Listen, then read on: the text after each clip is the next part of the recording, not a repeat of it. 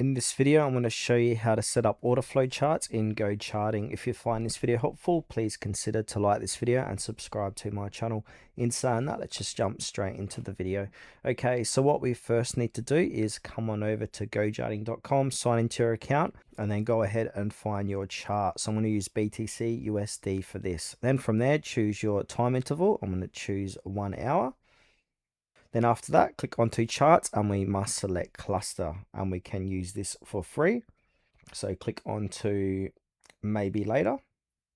So what this does, this switches your regular candlestick chart into a footprint style chart where every candle is broken down into individual price levels, allowing you to see bid and ask volume directly inside the bar here.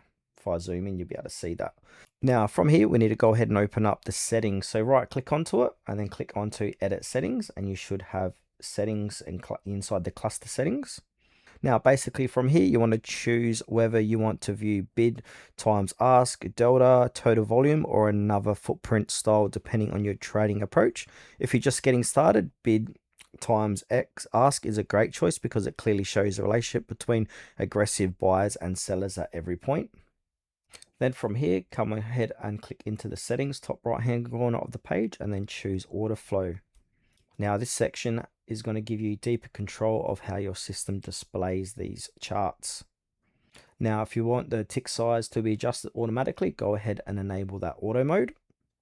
Or you can go ahead and switch back to manual mode and go ahead and adjust your tick size inside of here. Now if we come down and have a look at the power trade scanner, we can go ahead and enable that. Now this tool highlights large trades, so you can adjust the total volume inside of here and the time interval as well. And obviously after that, go ahead and click on apply power trades.